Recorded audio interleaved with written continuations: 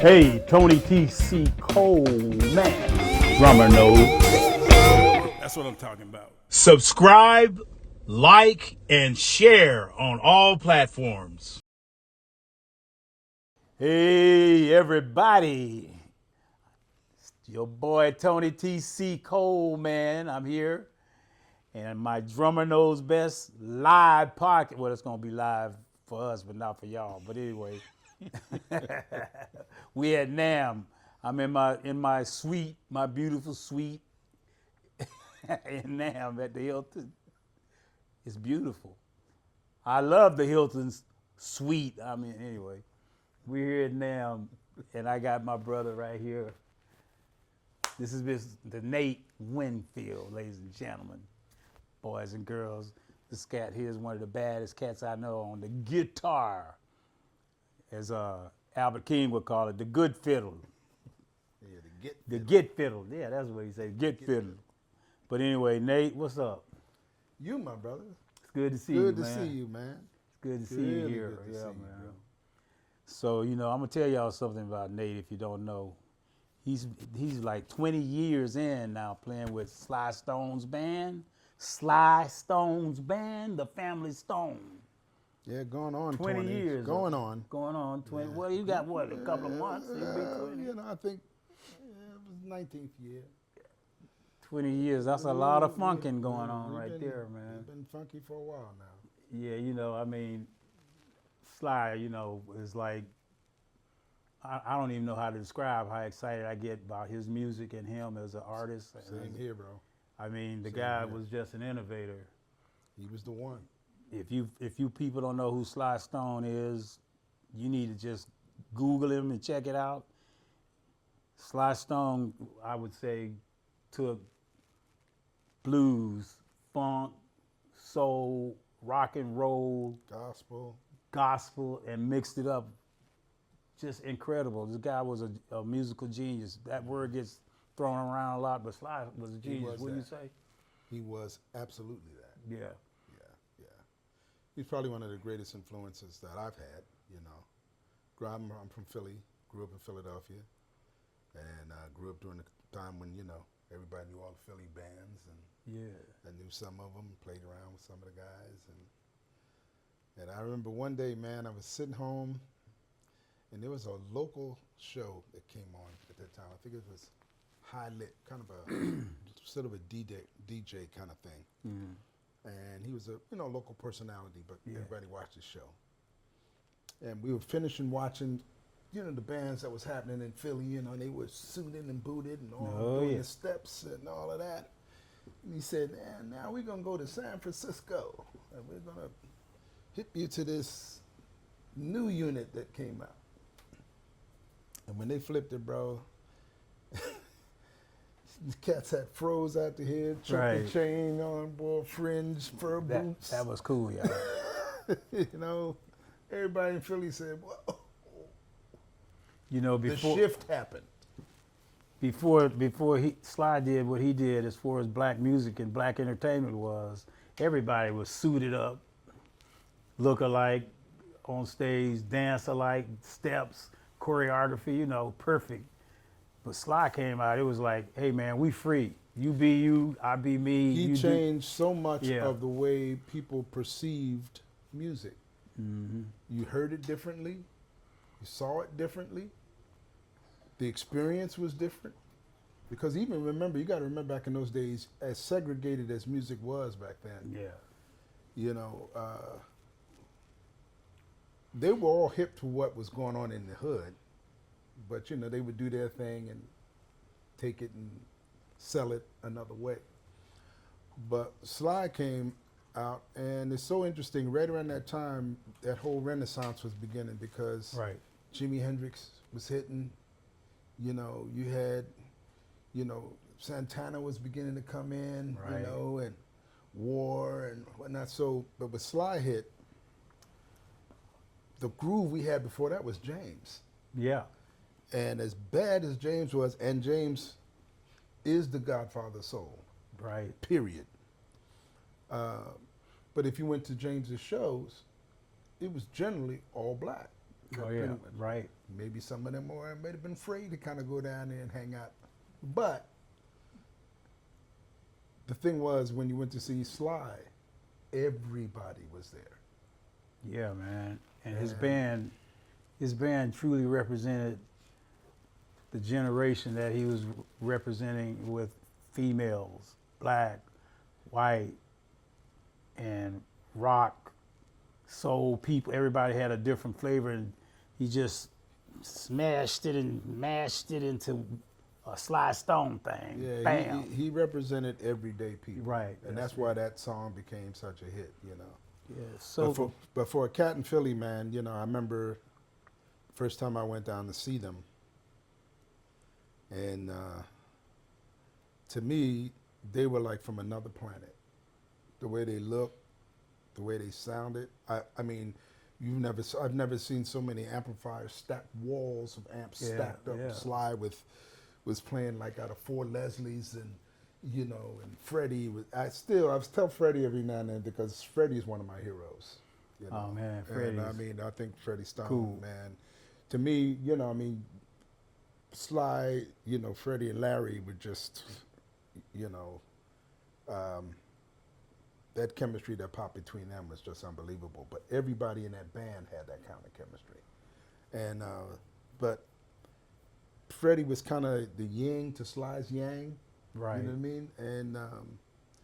I mean? And his style of playing, his rhythm chops. Well, I'm from Philly, where you had to how to play rhythm. Oh yeah. Rhythm was everything. You Yeah. know what I mean? So, being a guitar player that could literally identify good rhythm players, but Freddie's rhythm style was so unique and different and raw, but so funky and wide open. And he was playing, man, off of big jazz bodies guitars, and I couldn't understand how it wasn't feeding back, you know? But he just had a way of making it. And then if you look behind him, man, he had stacks of amp heads behind him. You know, Larry's stacks of amp heads. So me and my guys, we went down there to see them, man, and I mean, it was unbelievable, man. Those cats were just it's like they came in from another planet, you know. And Well, Sly, he was, Yeah.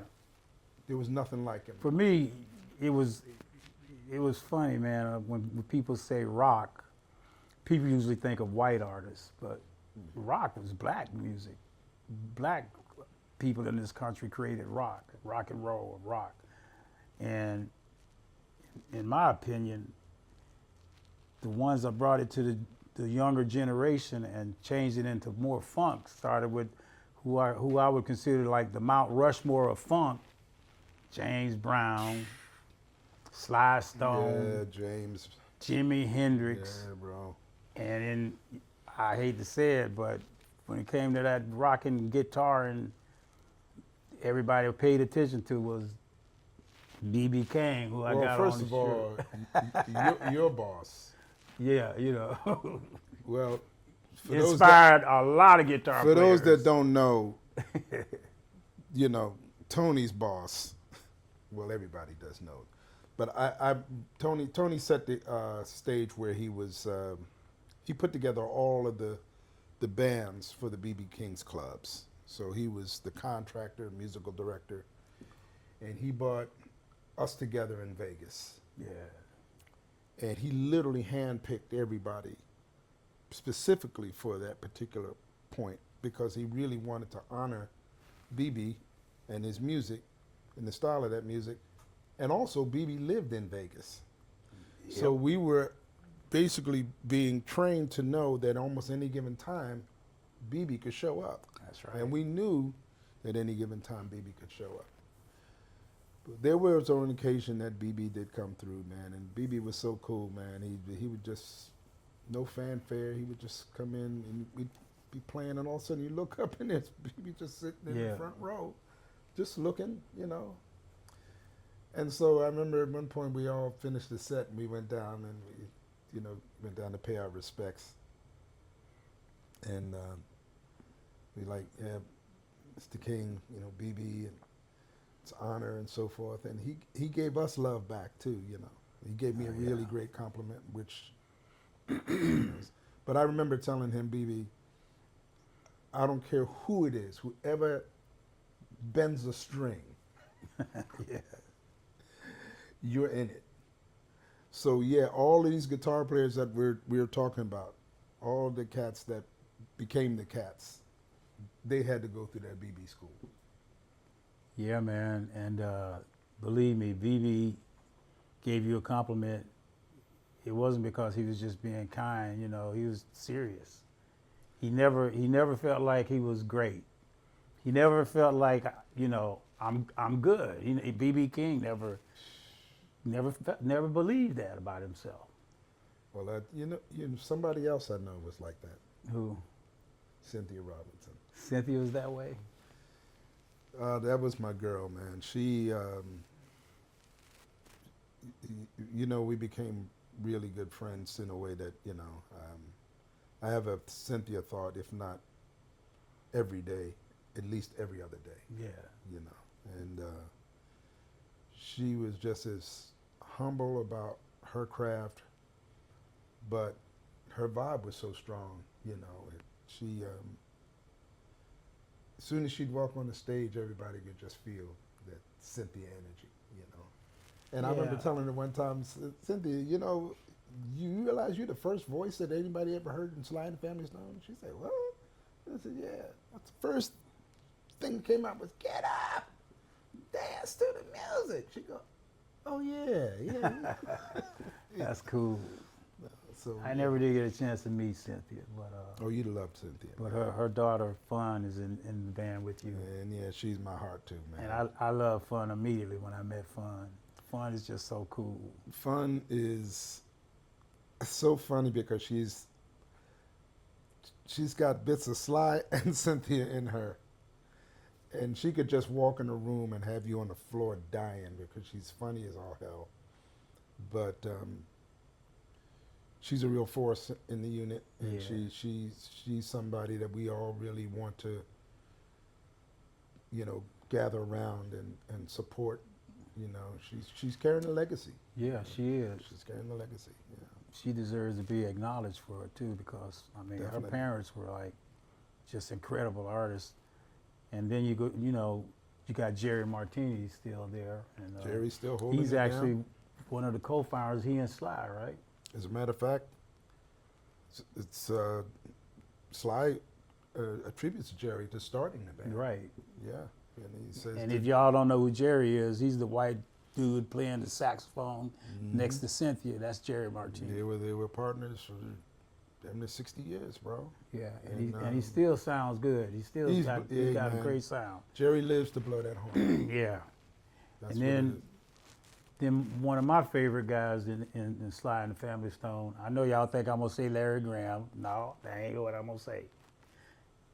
Even though he is one. But anyway, that's a bad mother. But anyway, as a drummer, Ah, my dude, Greg. Rico. Now, growing up in Florida, little black kid, want to be a drummer, tapping on everything, all of that. When I heard the drums on Sly, he had a song called Sex Machine. James Brown had Sex Machine too, but listen to Sly Stone's Sex Machine, it's about the drums. And when I heard that, I was like, man, this is so funky. And when I was growing up, I'm 70 years old, but when I was growing up, they had the Ed Sullivan Show and stuff. And a lot of times on the radio stations, all AM stations, black radio stations, they play the music. You don't have a clue as to what the artists look like. Mm-hmm. So all I know is, man, that brother on them drums, that black soul brother on them drums is kicking. Then I see Ed Sullivan, and it's like, I hadn't seen the album cover yet, and then I see the Sly The Family Stone, and I'm ready. And I see this white dude up there, Jerry and Cynthia, Sly, Graham, Freddie, and Sister Rose. And then I see this white dude up there playing funky like that. I said, man, where the hell he come from, man? And he's also on my podcast, so check him out. I love the brother. Greg is great, man. He's a great player, man. Funky. Yeah, great guy, good friend. You know, the thing that's great about that band too, man, is that I can honestly say this. I've been in a lot of bands, played with a lot of recording artists, but this group has a and it's nothing fake or phony about it. It's a love fest that when everybody meets, when we get ready to go on the road, we're excited. Because we know we're about to see each other. Right. And, cats are spread across the country, Yeah. And when we gather up, man, it is just like, and it's just immediate. Cats just lock in. They love the music. They know, one, what the music is about. Right. They know why the music is the way it is. So we really honor what Sly and the Family Stone really created. In my opinion, they're the greatest funk rock band that was ever put together. Of course, easy. You And then, I was joking, Larry Graham, in case you see this. I know you won't, but anyway. But that's a bad motor scooter there, boy. If you don't like the way Graham invented all of this funk, thumbing, that's Larry Graham right there. He's the innovator of that. Larry Graham is to bass. This is my opinion. Yeah. Larry Graham to bass is what Jimi Hendrix was to guitar. I agree with that without any doubt because everybody that plays bass it's just like I said about BB. Yeah. Anybody that bends a string, that's right. But anybody that slaps and pops a string, is Graham all up in it. Hey man, we did the North Sea Jazz Fest, right? And I was just talking to Blackbird earlier today, and we were about this situation where it was P-Funk on the show, Graham Central Station, B.B. King, it was Weather Report, I think. But anyway, when Larry Graham hit the stage, everybody on the festival was on the stage. And it was so many people on the stage that the promoter was like, hey, this looks pretty dangerous. I don't know if this stage gonna hold all these people. Everybody was waiting on Graham. And I watched him. It was my first time seeing him up close play. And the thing that I noticed about him with that thumb thing, you usually see guys doing this. Like boop, beep, beep, beep, beep, beep, beep, beep, beep, beep, all of that. He was like, boom, bam, bam, bam, bam, bam, like that. Boom, bam, boom, bam. He wasn't doing none of that. But it was sounding like, boom, bam, bam, bam, boom, bam, bam, bam, boom, bam. It was so goddamn strong. I was like, God dang, man.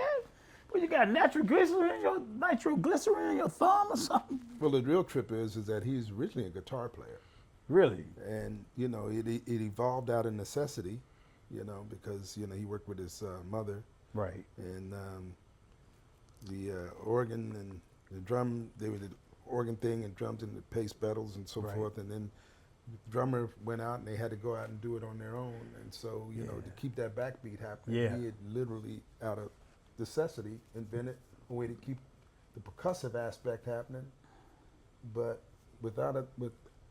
just in that process alone, changed the whole game on the way people approach the bass. That's right. You know what I mean? And then now we got Sister Rose in there singing too. Yeah. And she was on that organ and the piano, right? The thing about them, man, is that I think what really stuck out with Sly and the Family Stone is that each one of them brought something so unique to the table that when you put them together, that chemistry that they created, man, it was nothing like it because of those pieces. And Cynthia tells me that that was Sly's genius. He could literally see what everybody would bring to the table and then be able to fashion and let them do their thing. But, him being the mastermind behind it, he just knew how to fuse it to make it happen. But it was the combination of all of them that really brought what it was to the table. And they, all of them, for that matter, are game changers in my opinion. Yeah, they are. Yeah. And so name everybody in the band now, the Family Stone. Well, of course, our fearless leaders, Jerry Martini on saxophone. Of course, we have Fun Stone, who is Sly and Cynthia's daughter. Yeah. We have... Hold up. I want to make sure she's what? Sly and Cynthia's daughter. Okay, I just want to make sure y'all Fun heard that. Stone. I don't think they realize what that is. Anyway. Who else? Yeah, and we have also... Sly and Cynthia's daughter. Okay, go ahead. We have bad brother, boy, holding it together for all of us. Swang Stewart Woo! out of New York, Brooklyn. Swing. That boy, Something else. multi-instrumentalist. Yes, he is. Funky as I don't know what. Yeah, man. You know, he used to play with Shuggie Otis, man. I didn't know that. I He never used to knew play that, with Shuggie man. Otis, yeah. Oh, okay. And his accomplishments are incredible. You know, a great producer, writer, Right. whatnot. And of course, we have Blaze Sisson on bass, Yes. who is also musical director. Myself, Blaze. when Greg was not there, we had Frank Kapacki, who has been holding the drums down hard. Yeah, he's good. Jim. Hard. He's good. I like it. For who, by the way, the thing about Frank that is so amazing is, you know, he clearly understood Greg's approach, Mm-hmm. and he clearly understood what the sound was supposed to be like from Right. the drum trio. Yeah, yeah. So he brings it like the way it's supposed to be. Mm-hmm. We try to do that because, I mean, Freddie, I remember one time we were doing a hit and Freddie was there watching. It was kind of a trip when you're playing and you look down and there's Freddie Stone looking Right. at you play his stuff. You know what I mean? But he said, yeah, man, And it I had sounds the good. opportunity to stand up beside him watching y'all one night. Yeah, man. Man, that was so cool. He said to me one time, man, they asked me, yeah, man, it sounded really good, man. But you know, Yeah, I could hear you. And I said, Freddie, when they give me my moment, Right. but it's you, bro. And who else you got? You leaving my And guy then out. finished with my dude. Sugar. Sugar. my son calls him General Louis. Every time I see him, I salute him. Brother Jimmy McKinney on keyboards. Bad man. Who, by the way, Jimmy McKinney is also musical director with Larry Graham and Graham Central Station. Yes. Yes. And that brother's history is crazy. So to pay respects to my brothers in arms and sister, it's a love fest to play with these guys. And when we get together, you know, it's almost a sad situation when we have to break apart because we look forward to the next Right. hit, you know. But yeah, those are the people that are now there to represent what the original members put Yeah. together. Because as I told Freddie, it wasn't broke, and we ain't trying to fix it. Well, you know what my dream is? My dream is all those folks you just mentioned, right? Everybody in the Family Stone right now. I want to see this. This is what I want to see. Y'all on the stage. I want to see 2 drum kits. And so when Greg's on there, I want to see another big amp set up with Larry Graham on there with y'all. And I want to see another amp with Freddie there. And I don't know if Sister Rose is interested, but she's still here. I don't give a damn if she can only play one damn note. I would like to see that on stage together one time, one show, once. That's my dream. If I see that, I shut up. Well, that's a hell of a dream because I'd love to see that too. I mean, you know, like a lot of times they bring bands back together and just do that. You know, just to see that one time would be historical. Well, That you know, would be- for us as the band playing now, we really truly love those guys Yeah, man. because they were, in so many respects, our mentors. You know, and all of us come from all these various backgrounds and played around with whoever, but there's not one cat that I will run into if I say Sly and the Family Stone, they just stop. Yeah. Everybody just hails Sly and the Family So Stone. you remember when we first met? Oh, bro. You remember? You want to take them down memory lane, bro? Hey y'all, so when I was on tour with BB, like you have your rooming list, and we're all on the floor together, and I always had a saxophone next to me, a trumpet, or somebody got a little pig nose amp practicing the guitar, I just couldn't practice my drums on a pad. I got to go early to the gig and play my drums so I can get the feel of my kit. Yeah. And I do that every show, just about. I go there early before anybody and I play. So I'm getting ready to do it this day in Reno, a summer day. I'm walking to the gig, and I'm walking, in Reno, headed to go practice. And as I walk, I hear, it's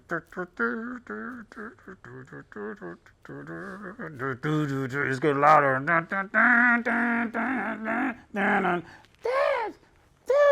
And I'm thinking, man, that cover band doing Sly Stone, man, they sound good. So I divert myself from going to the sound check for myself at my Tony TC sound check, and I go follow the music.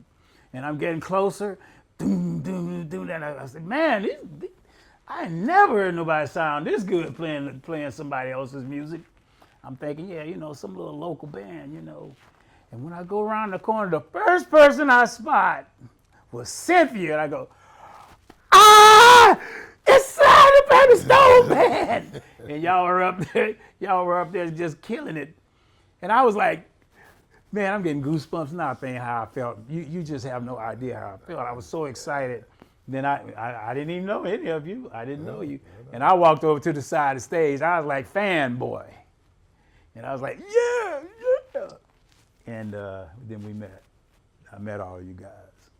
And the funny thing about that too is that after that meeting, we just took off. It Right. was just like but then that's when the BB King's Blues Club was beginning to happen. Because in we were Vegas. keeping in touch. That's where you meet each other and you exchange numbers and stuff, and we stay in touch with each other. And I know he lives in Vegas and Blaze, so I'm gonna go into Vegas to put the band together, and I call you guys, and we did auditions.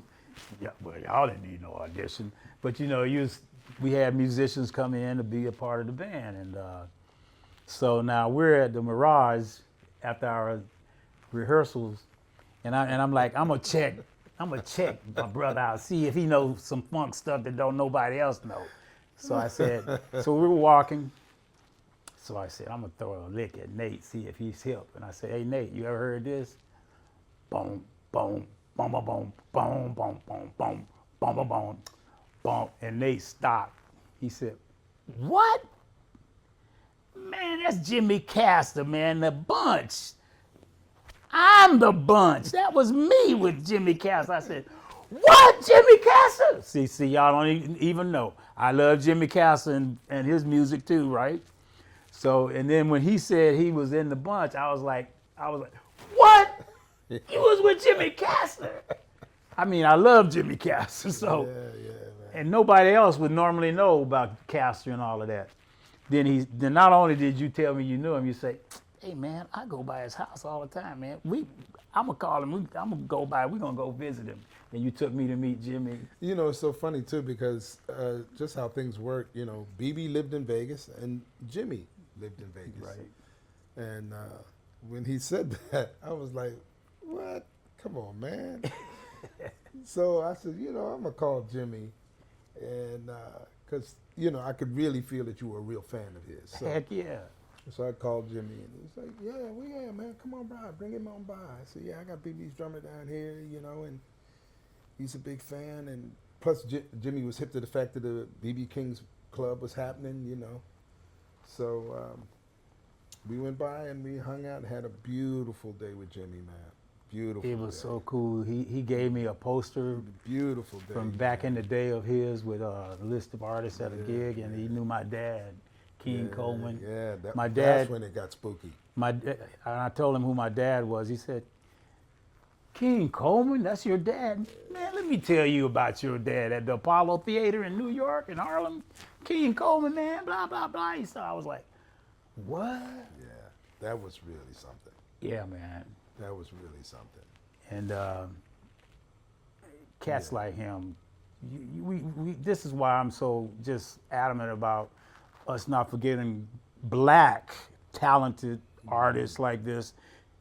These are the innovators and the blueprint of what soul, funk, everything is about. And these guys, we can't let them forget them, you know.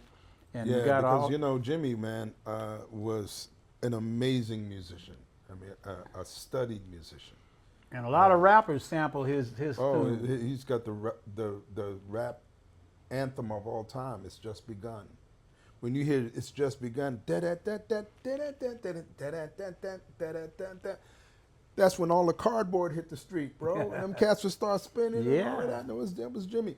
But I mean, the thing about him though is that you know he was a really studied, very polished, did great business, classy, Class. very classy, and funky. You know.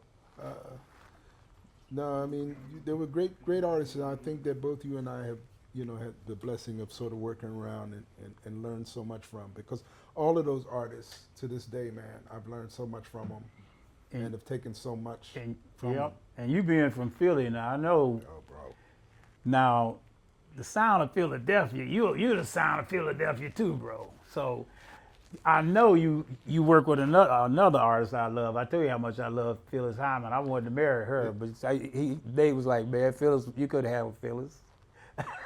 Well, that kind of came through Norman Connors, because I used to work with Norman Connors, and Right. you know Norman produced all of those Right. artists, and what was happening with that is that Norman would give certain shows, and have those artists Right, on the yeah, bill, yeah. you know, and but yeah, man, Norman was another one too, man, because I mean, the kind of shows he did, man, was awesome, because it was so much of a great combination of jazz, and then with tinges of R&B, Right. stuff in there, and Very classic music. classic music, man. Just Great musicians that were all the way around, and I learned a lot from those guys, and some of those guys that are some of my closest friends today, man. Great bass player, my buddy Paris Ford, and cats that I played around with. You ever heard Marion Meadows, the saxophone player? I have. Yeah, Marion Meadows was playing sax with Norman. Did you work with Gamble and Huff? Well, we did things around with artists that were with, Gamble Right. and Huff, stuff like that. But I was blessed around to play around with a lot of the Philly action. And Yeah. We used to play outside of Philly at the Valley Forge Theater, Yeah, the yeah, the played out stage there, yeah. that turns around, the Valley Forge. We played there Thursday, Friday, Saturday, and Sunday. 2 shows a night, Valley Forge. That was a great venue. yeah, yeah, we had there was such a great musical experience in Philly. My 2 schools was Philly and New York. Is really where I kind of learned to play, and in Philly, I played around with Evelyn Champagne King and Yeah. with some of the other Philly units, and then when I went to New York, buddy yours and Narda Michael Walden. Oh, yeah, was, Narda. was producing Stacy Lattisaw. Yeah, he and did. Johnny Gill and artists at the time, and great music bass player buddy of mine who's now passed, T.M. Stevens. We put the band together for Stacy Lattisaw. Yeah. And through Narda's tutelage, put the thing together. Man, I love Narda, man. Narda. Yeah. And, Narda is my hero as being a drummer, producer, artist, guy. He and Maurice White, those 2 brothers as drummers and arrangers and musicologists have got so many hits, man. When I worked with Narda and Narda took me over to his house, and Narda got the whole wall is like a wall of platinum and gold. I mean, this cat is you can't just, get more accomplished than and- Narda. No, man, Really? and I called Narda. He was doing podcasts about drummers, and I said, hey, Narda, you need to do a podcast with me. He said, okay, Tony T.C. Coleman, I think I will, because Narda's, he's so nice and stuff. He said, Okay, I'll do that. And we talked so much, we had to do 2 parts. But so now Narda and I are associates and stuff. And I called Narda, and he was always in the studio, and he was working on a project. And I said, hey, Narda, I got a song I wrote, man. It's called A World Without War. And I'd like you to hear it, would you? No, actually, before I even knew Narda, I called Narda. He said, you living in Oregon?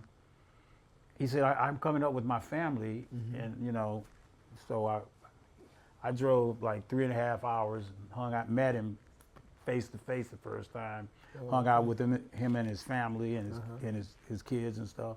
And so Narda made me drive to meet him and vetted me. I know that's what he did. He wanted to make sure it wasn't some nutcase. And we hit it off, and we've been the best of friends. And Narda's helping me with my calmness and my spirituality to keep me calm. He has that thing about him. And he's, you know, I'd be like, and Narda be like, Tony, you know, you should take a deep breath and relax. Calm me down. But I told him I had this song, and we did it, and it's called World Without War. And I said, so Narda, here's the idea. And I watched the man get on the piano. He said, we want to live in a world without. Yeah, that's it. Let's go with that. And then we tracked it just like that. Bang. Yeah, well, music pours out of him too. If you just listen to his, because I mean, the early stuff that he was doing, man, I know. the fusion stuff, man, Awakening. I still put that on every now and then, and I'm like, and then you know you bad if you could follow Billy Cobham coming up into my shit. So you know, I mean, Narda and TM and I were really close, like brothers, and Narda and I know TM were really close. Yeah, and so TM would just have endless stories about Narda, and I knew how much TM loved him, you know, and me, and how much I loved TM, you know. Right. And so it's kind of interesting, even though that you might not have been around a lot of these guys. Right.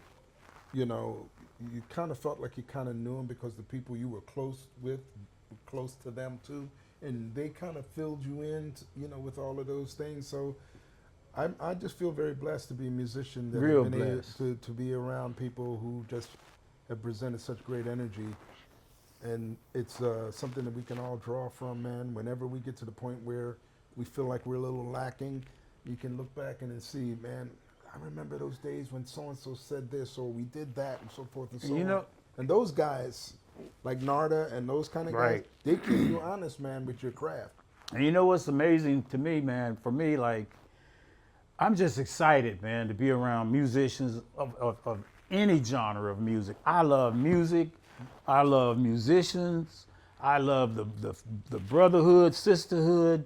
I mean, because when I started out as a musician, all the older cats, they were always like, you know, inclusive. It wasn't like being exclusive, no, you can't come over and hang with us. No, they'd be like, yeah, man, come over here. What you got? Yeah, little brother. Yeah, that happened. And they always embrace each other. That's the school I come from, man. Right. I mean, I could be traveling and see somebody with a guitar on their shoulder, and I go, yeah, man, what kind of axe you got? And then we start talking, and we find out that, oh, man, yeah, you were Deep Purple, huh? Okay, you know. That's the way music, when we was growing up, the way musicians treated each other. And being here at the NAMM, man, I want to slap the shit out of some of these musicians at NAMM, man. The way they be acting, you know, like, you know, yeah, I'm the cat's meow, you know. I don't like that, you know. And so if I see somebody who's famous and successful, and I'm gonna walk up to your ass, so get ready for TC. I'm coming at you. I'm gonna say hello. Hey, what's going on? You know, funny, we were just over at Sire, and Marcus Miller was over there, and well, see now, time out. See, when you say, like you were talking to me, like Marcus Miller, now a hater would go, oh, your name dropping. Yeah, you know, it's like, yeah, man, it was Marcus Miller. That's who we was hanging out with. But the beautiful part about it was one of the guys that was there talking to him happened to say, you know what, man, you know, you're really down to earth. And I said to the guy, I said, you know, when you're musicians on these guys' caliber Right. that have been doing it this long, Right. they're not tripping, man, because they have been through it all. Yeah.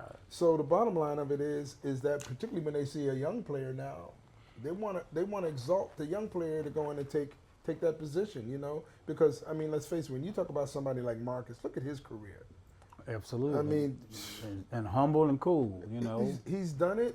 He's not bragging about it because the work speaks for itself. But my whole thing, man, like I said, for musicians, you know, I don't care what kind of music you play, how long you've been playing, whether you're successful or not, or any of that stuff. You're a musician. We're on the same boat. That's it. We're all musicians, and that's the way people have treated me growing up. Like, I'll give you an example. Like, when I was a young kid playing in a church with my uncle, and he was in the choir, and they had my little young butt up there. I'm like 12, but I knew how to keep a beat on the drums for the church. Right. That was before church drumming was just, you know, boom, time, clap your hands, stomp your feet. Boom, time, boom, time, boom, time. The Lord, I'm time, boom, time, okay, and I'd be up there with those old guys at rehearsal. Boom, time, boom, ba ba ba ba. Hey, what's wrong with you? Don't do that. You're the drummer, man. I need you to keep that beat going. I keep the beat going. Now they call gospel. I was about to say.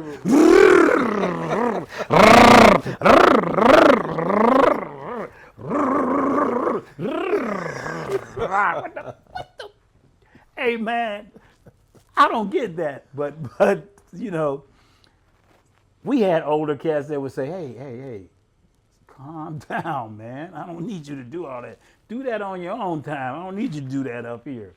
I need you to do this. How important it is just to play simple and play with the other musicians, and don't try to stand out. Just try to be like an engine. Do your part to make the engine. Playing simple in the pocket Yeah. is one of the hardest things to get people to do. Hey, I don't know why that is, and I ain't being a hater. I mean, it's great No. that you can do that stuff, but it's not really necessary. Well, you know, it's funny. Like you're talking about, like let's look at Sly for example.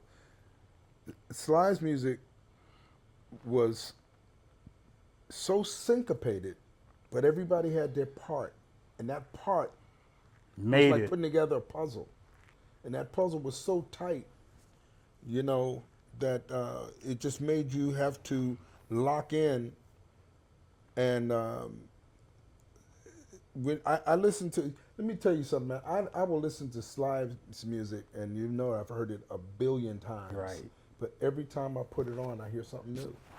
Yeah. Every time I really hone in, like listen to Freddie, for example, I hear some other little lick or something that happened there that I went, oh wow, I didn't hear that before. You know what I mean? And the thing about it is that the reason why it was that tight is that he was able to lock everybody in and able to hold it.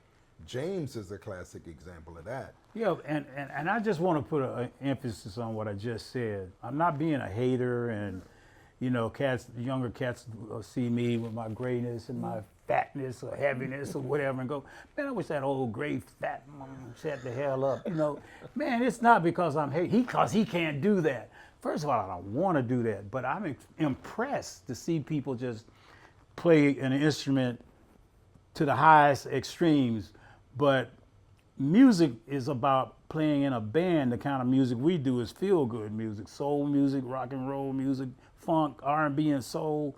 It's our black culture. We're about that pocket, man, and make people dance, man. But it's okay to be able to do all of that stuff. But when it comes to trying to play what's going to make the people move and bounce, just don't stop all this overplaying, man. Well, just remember this: when you think about timeless music, this the music that you could hum, the music that you could sort of play the pattern.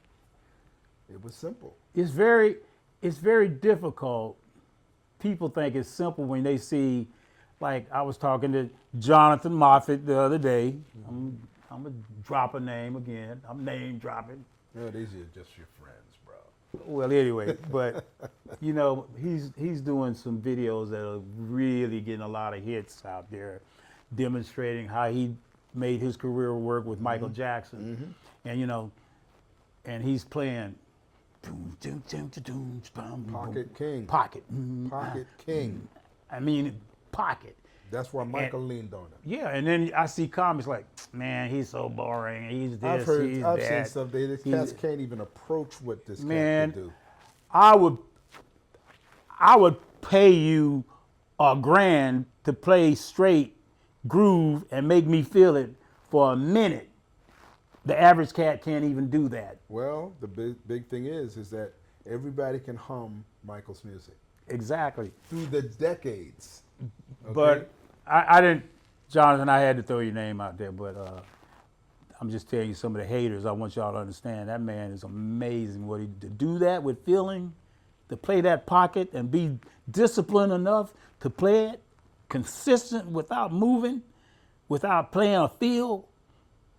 Try it. When you can do that, send me a video of you doing that. And see, what they don't know is if you let him loose, Oh yeah. all of the stuff that you think that he can't do. Hey man, but it's something to be said. I would like for drummers and all musicians really though, but to be disciplined because, but drummers and particularly because the reason why people don't need drummers in the studio now is because you can't play time consistent. You're gonna go up and down, fast, too loud, too soft. You don't have consistency to play a good human feel without being overly aggressive and exciting. Boom, pop. And you know, it was a day when you didn't have to depend on machines. That's right. So Those drummers played so- that music yeah. when there was no such thing as a drum machine. And this is about you. It ain't supposed to be about me It's about giving us all, drummers, bro. It's about us all. but I'm just saying, man, you play rhythm so beautifully, man. Well, coming That's out of a loss. Philadelphia, you had to. You know, that's a lost art It form. is. To Coming take out a of- damn guitar and go, floom, floom, floom.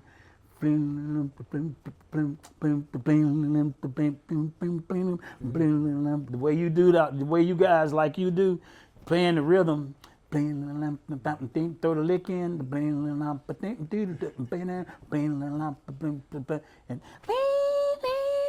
but instead of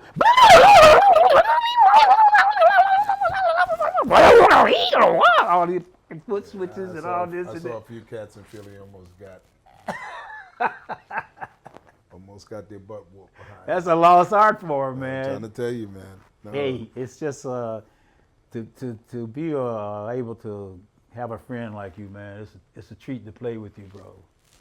this is my dog here, though, man. You know, man. This is my dog. I mean, bro. we love playing. We love playing music, and it ain't got nothing to do with ego and I'm the cat and you're not, man. Because everybody's got to start from somewhere, but you got to learn two things. You got to learn to do when you playing and really playing in a band. You got to learn to pay attention, look, and listen. Gotta have them ears, bro. You gotta listen. Big ears. You know, not just to yourself. No, you know, you gotta really. You know what? That's when you gotta be least selfish when you're playing in a unit. exactly, man. I love it. You know, You gotta be able to. whatever not the be like- music is. That's it, man. I don't care whatever you're playing. You gotta yeah. listen to each other, man. yeah, man. And that's become a lost art form on stage. Any great piece that you're listening to and that you go, wow, that music was just. Those people got together, man, and they were listening to each other and they were telling a story, and everybody had their little part to say in it. But by and all, they were there for the whole, the piece. What made you want to be a guitarist instead of a drummer or a sax player or a keyboard player? You know, it's funny how I think you and I have said it before. You know, sometimes it just chooses you. You Yeah. don't choose it. I remember when I was a little dude, I had a buddy of mine, good buddy, lived down the street. He had, I got some little bongos, and I had these little bongos, Right. and he had one of them little kind of plastic guitars, you know. And we used to sit around each other and we'd bang around, and we'd playing absolutely nothing, but we thought we were. But I used to sit there and watch him And I just fell in love with the shape of the guitar. And I was like watching him, and then at the same token, like you were saying, Ed Sullivan was coming on, Right. and you were seeing Elvis wiggling and all these bands playing and stuff. But I love the shape of the guitar. So one day I said to him, "Hey, you want to trade?" And he said, "Okay." So we traded. And I don't know what it was, man. As soon as I put that thing in my hand, that was it. Right. That was it. Right on. I have to see one. I remember when It just felt like it's something you were supposed to do. it just spoke to me right then and there. I was about 15 or 16 when I got my first real guitar. Mm-hmm. And it was a 67 Gretsch Tennessean that actually used to belong to, passed down to a couple of the great 50s, like Flamingos and Del Vikings. Mm-hmm. Is it a hollow body? Yeah, it's like the Gretsch guitar that George Harrison was known for. And the Beatles. Yeah, of course. And so I'd gotten that guitar, and I used to just literally sit it beside the bed. It had to be the last thing I saw at night and the first thing I saw in the morning. And it is pretty much like that to this day. Yeah. Yeah. Something about the guitar, I'm like that about drums, man. Yeah, but I could tell. I could tell. Liberty DeVito and I was talking. Liberty DeVito is a drummer with Billy Joel. He did my podcast, but he said something that is so true, man. I love drums so much. When you change the drum head and you lift it off, and you can smell the inside of the drum. It's like, something about that fragrance make you. I'm so happy now. Yeah, man. It chooses you, bro. It really does. So when it comes to guitar players, who would you say?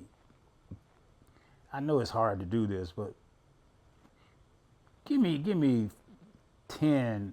No, that's too many. Give me 5 of the cats that you heard play that really inspire you to be like, man, I really want to play. Listening when I hear them. Who are those 5? Other than the obvious. Yeah, other than the obvious. I mean, because Hendrix is in there. Oh, of course, I know Hendrix is, but Freddie Stone is in there. Yes. And but I'm gonna tell you, a guitar player that most people probably never even heard of. Who's that? It's a Brazilian guitarist by the name of Bolasete. Mm-hmm. See, I have no idea who that is. But I heard this cat when I was about 10 years old. My oldest sister. What was his name? Bolasete. Bolasete. It's like spelled like Seti, Sete, but Seti. Right. He is probably, people tried to say he was kind of like the Brazilian Segovia, but no, don't get me wrong, because Segovia is probably one of the greatest classical guitar players of all time. Right.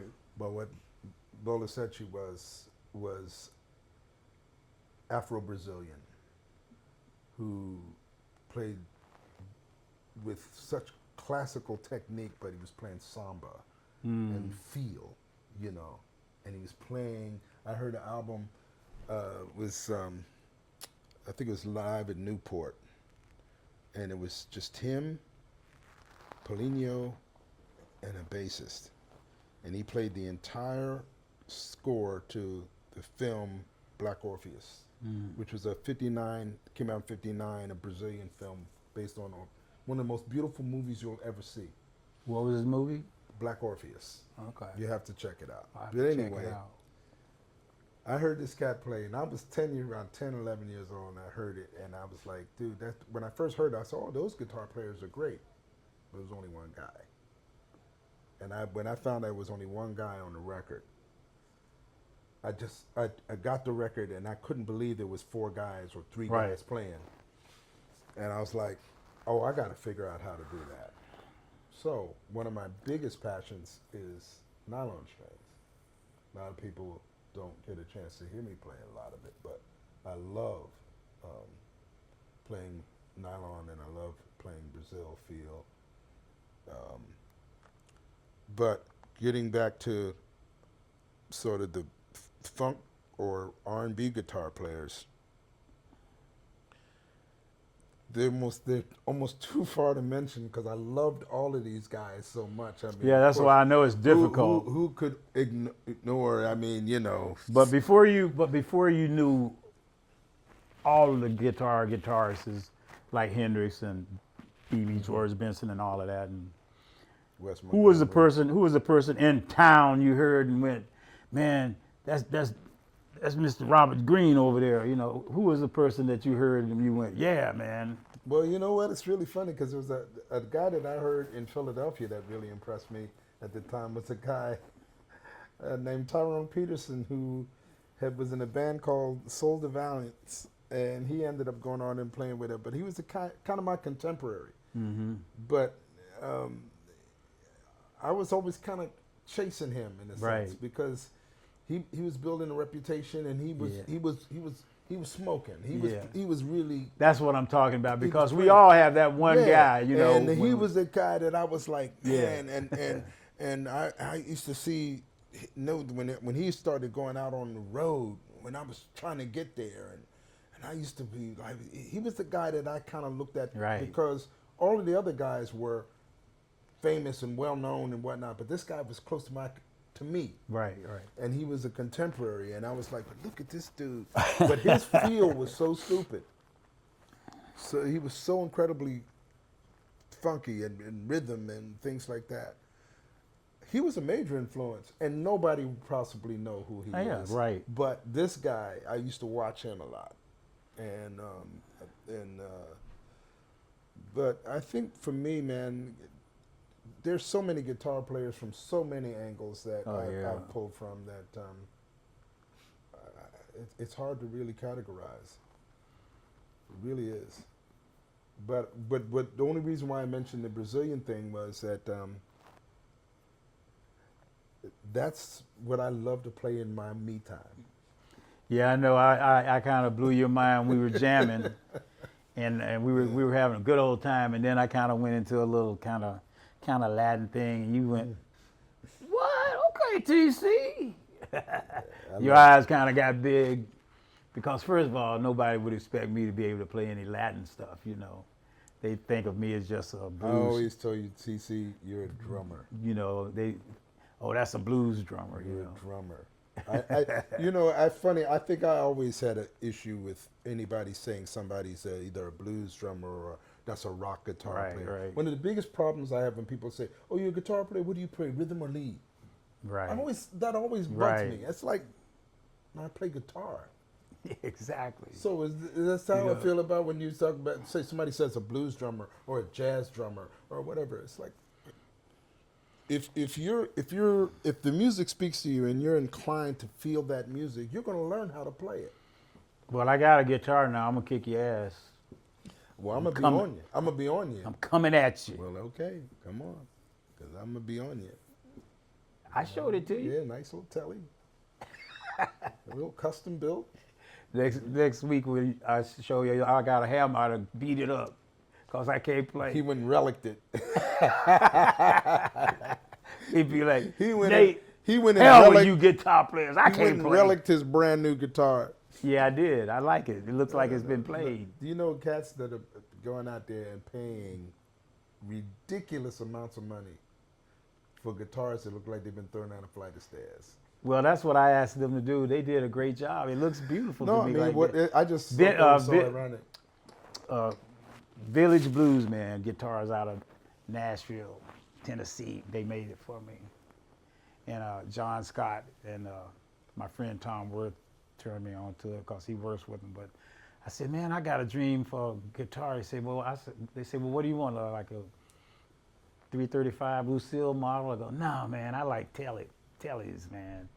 Because one of my favorite guys is Albert Collins, master of the Telecaster. Yeah. His tone, and I also have some country guitar players that I really love, like Waylon Jennings and Marty Stewart, you know, Telecaster guys.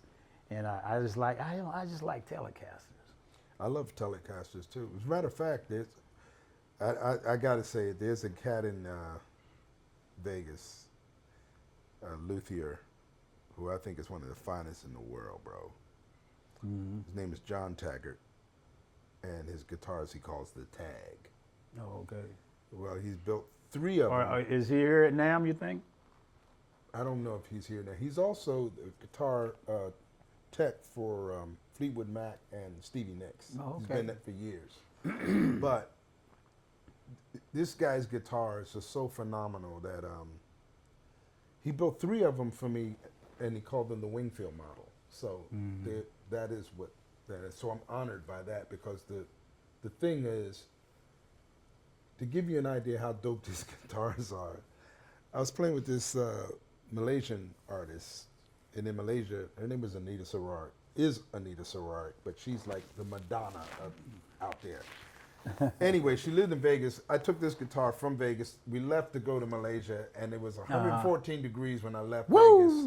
And we flew the guitar. I put it under the plane in the case, and we flew over the North Pole. For some reason, they had a route where you flew over this way to get to Malaysia. And the guitar busted, so blowed up. So the guitar left at 114 degrees, probably flew in minus 114, and landed in Malaysia like landing in a bowl of soup. And the first thing on my mind was like, oh my God, what was the neck gonna be like, Right. man? I pulled that sucker out. Bent up or something. Bring. And even Wow. the sound guys are like, what kind of guitar is that? Oh, You cool. know? But he recently made a telly. Oh, okay. And it's the one I showed you the other day. Yeah. And I said, I went over his house to work on one of my axes, and I said, man, that's bad. And he goes, hey, he pulled it off the wall. I said, hey, man, take it home, man. If you get tired of it, bring it back. Oh, nice. That's how he put it. But I'm going to tell you, man, I'm a real telly fan now. I always like I Telecasters. always man. liked them, but I'm a real telly fan now. Yeah, you know, but when I heard Albert Collins playing his Telecaster, man, the master of the Telecaster, he had put that capo on there. And, you know, now I used to live in Austin, Texas, and we played at Antone's. Clifford Antone was like my brother. He loved blues musicians. He was just one of the most loving blues persons in the world. He actually bring all the musicians from Chicago and stuff, all those older cats down there, keep them for a week, get them dental work and get them in the hospital and stuff. Clifford Antone was a man that loved blues. Yeah. But anyway, one time we was at Antone's club playing, backing up Albert Collins, and the club didn't have like a big dressing room or anything. Clifford's office was the dressing room for the band, and, you know, and he had guitars in there and stuff. And then when you take a break, you can hang in there and whatever. So I leave to go across the street to Clifford Antone's Records across the street, come back, you know, before the hit time. And I get back, and Albert Collins was just going nuts, man. Somebody stole my damn capo. Somebody stole his capo, took it off his guitar. And he was like, man, I don't mess with people's stuff, man. And if I see it, I'll kill him, man. And I was thinking, the whole time he was talking, I was like, man, I hope that capo don't fall out my jacket. If somebody put it in my pocket or something. And I was like, please don't let it be in my pocket and fall out. I mean, I never seen Albert Collins so mad about that capo. But anyway, that's an Albert Collins story. Well, but you didn't take it. Hell no. I'm just clarifying that for the listeners. If I go home now and find it, I'm going to give myself a heart attack. But the funniest thing I ever saw was him do that, and I go home and wake up the next morning and I'm still nervous. Man, do you ever use a capo? Yeah, I've used it from point to point. Yeah. What's the thing about using a capo? All it does is it transposes when you're playing the open strings, like you play the strings open. Capo allows you to play with the same kind of fingering that you would have if you played the open strings, like an open C chord or G chord or whatever. So they capo it up so that it still raises the pitch, but you can still work with the same kinds of open sounds as opposed to trying to play, changing the intervals in order to. But maybe I should play a capo. No, I think you should learn how to play the guitar. I think you need to call your boy. I'm gonna call you, but Rico McFarlane and these guys that I know, Rico's a bad boy too. But Rick Hall with Buddy showed me some stuff on the phone where some chords where you put these two fingers on the same frets and next to each other, and then you got to use, all this, and now you got this one sticking up the screw you finger, and you got to play in my hand. You say use the thumb to push it and get your tips on your fingers. And man, I don't know if I'm gonna do this. How the hell y'all do that? Hey, my friend Kenny out of San Diego. If that dude built that guitar for you, bro. Oh, I'm gonna learn how to do it. I'm talking crap, but I'm gonna learn how to play that guitar. Bro. And I'm just saying, God dang, man, dang, how y'all do that, man? What amazes me, I mean, because I got my little, I got my I got a little electric kit in my crib, and I get behind there now and then, and I can hold basic beats and stuff, but it's still the hardest thing for me to do is go around the rack like,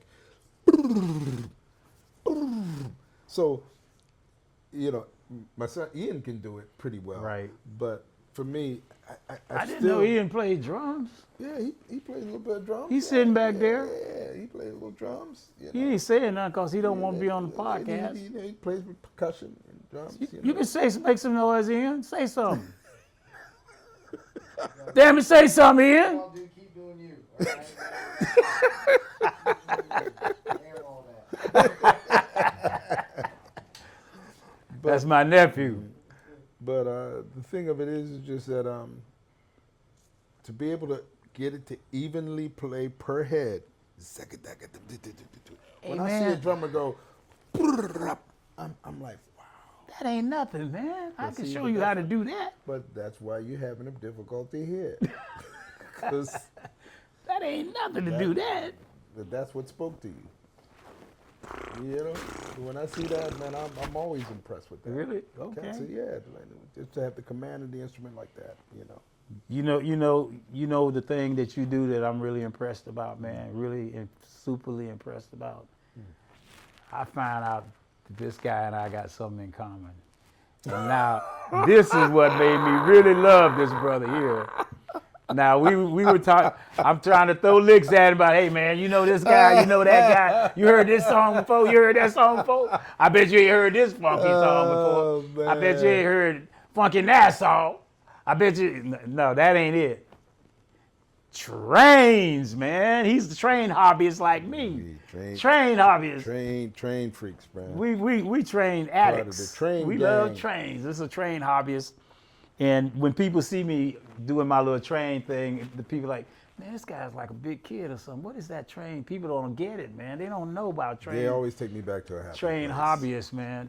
I mean, Neil Young was invested in Lionel trains, and Rod Stewart has $1 million train set up that he made himself.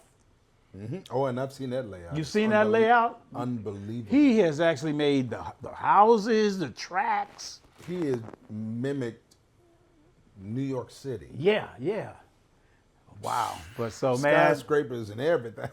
We love our trains, man. Yeah, man. And then when COVID hit, I used to go out to the train yard at the Union Pacific train yard and park out there in my truck and watch the trains hooking up, working out there, and I'd be out there watching the trains and writing, and because I love trains.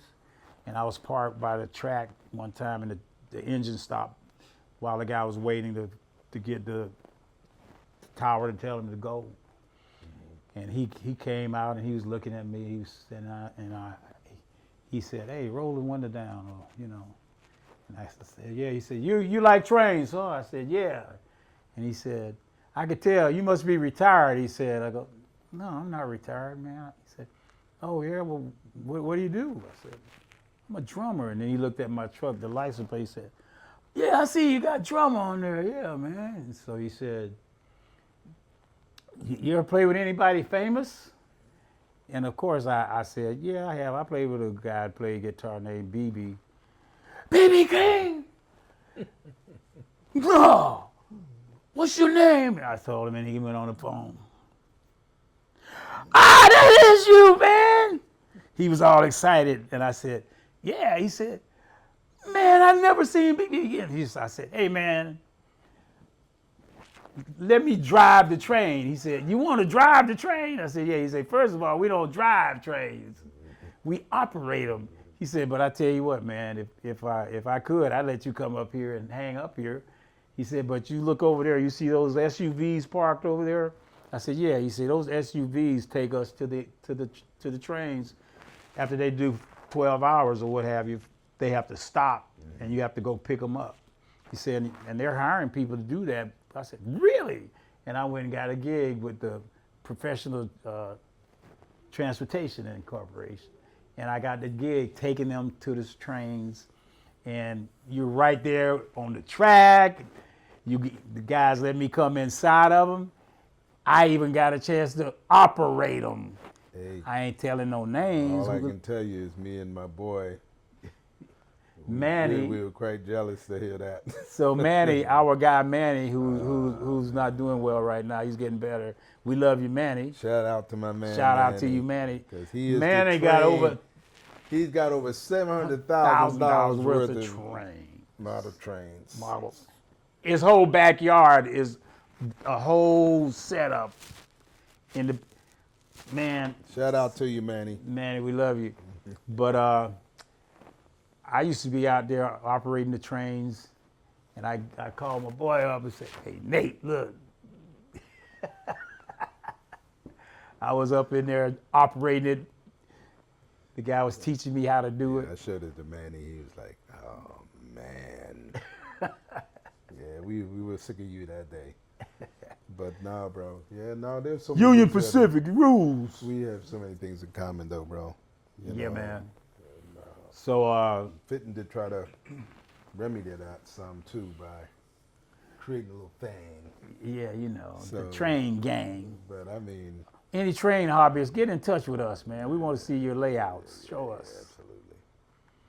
But then we looking at the possibility of going out here and making some music. So, Well, we got plans to work together. We're going to be recording and doing some music together, and I'm excited about it. I'm excited about that, too. You will see it happen. We're doing it. We're Excited working it about out. that, too. Really. And I just have a new vision for taking the blues to the next place. One thing I have a problem with blues players today is people call themselves blues and they ain't really playing blues. And when I say that, blues is something that you gotta feel, you gotta touch. It's in your soul. You know, blues make you cry, make you laugh. It make you cry and laugh at the same time. It'll make you want to make love. It'll make you want to get out of making love. The blues is something that you have to feel for real. It ain't no joke. And I say to people, you know, all those blues people that I work with, Nate, every single last one of them, Etta James, all of them, BB, all of them, they made you feel good by listening to them play and watching them, because blues is something that you can relate to, but it makes you feel good, and it'll make you want to dance, it'll make you want to cry, and it'll make you want to live, and it'll make you want to die, but you always get resurrected when you hear the blues. Well, it's just so honest. You know, It's pure, and it's purest, honest music. you know, and I think it's been rocked and rolled to death, but we getting ready to funk and soul it. I'm in a state of mind right now, bro. I want to do something where you got to even try to figure out what to call it. Yeah, just call it feel good, feeling good music. Yeah, they just, you know. You know, labels is one thing, but I'm just saying, if you're gonna do any kind of style of music, you got to take the time to learn the whole what Absolutely. that style is. Like I work with Absolutely. Jamie Johnson in a country band, and you know, everybody was tripping about that. Like, you playing with country people? You playing in a country band? I go, yeah, man. What's the point? But Jamie, when I got in the band, Jamie would call out some country songs on stage that we didn't rehearse, and I don't know. Jamie go, right now I want to do Kern River, and I go to the bass player, what the fuck is this? I used to tell him, I don't know, I hadn't played it in a while, just follow him. And I'm like, he's playing a Merle Harris. I said, I don't know nothing about Kern River. I know the Mississippi River. What the hell? And Jamie turned around and say, Tony Coleman, sit this one out. And I'd be on stage like this. Feel like you got the dunce cap. Yeah, on, that, right? I feel like I'm the biggest dummy in the room. I'm like, Hey, man. and then so then I went to every country bar in Nashville. I watched country, talk to country drummers, musicians. I'd go online, listen. I study it. I'd talk to them. They say, yeah, man, you play on this country waltz, yeah. And then when those guys said, TC, I think you got it. That's good. That's how you do that.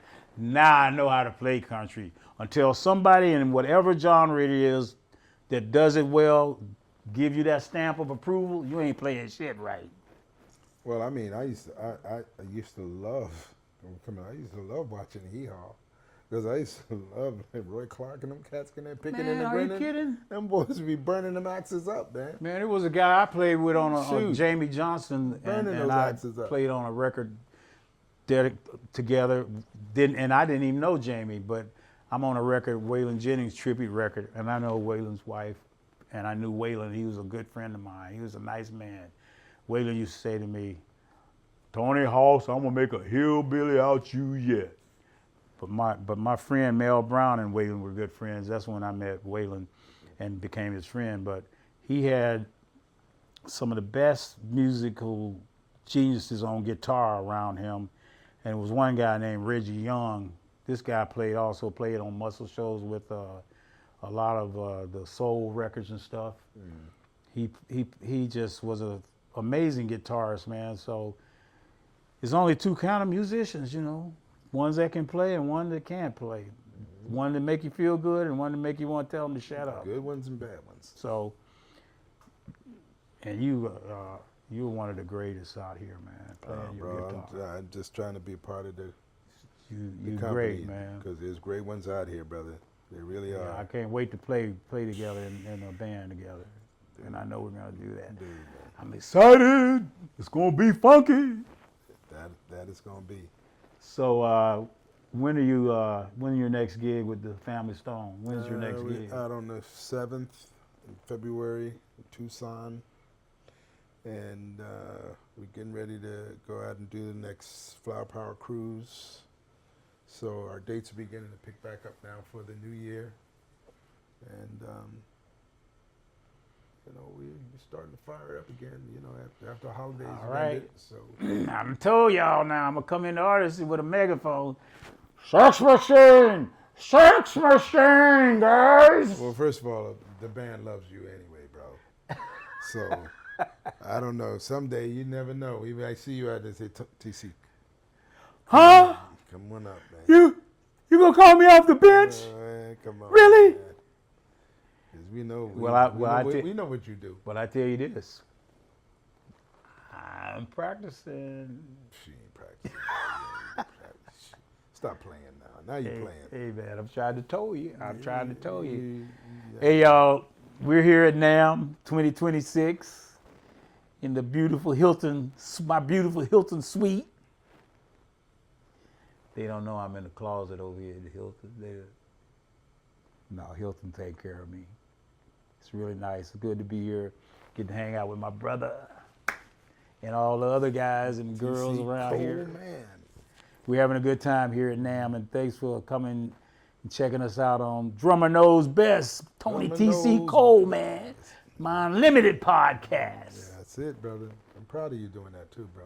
Really. Thank you, man. I am proud of you to do that. So, I'm just trying to talk to all the people I can talk to about what we do and just keeping it real, man, And keeping it alive too, man. Yeah, well, thank you for doing bro. this, And I got a couple more we're gonna have, and I want to give a shout out to my producer. I've been calling him my producer, Marcus Miles, back there on the camera. And since we're here at NAMM, I be forgetting around musicians, and I say producer, they're like, "That's your producer? Oh, When's it really? coming out? Yeah." Everybody think Marcus is a music producer. Next week on Yeah, Drummers Knows Best. That's my producer. Here's my card.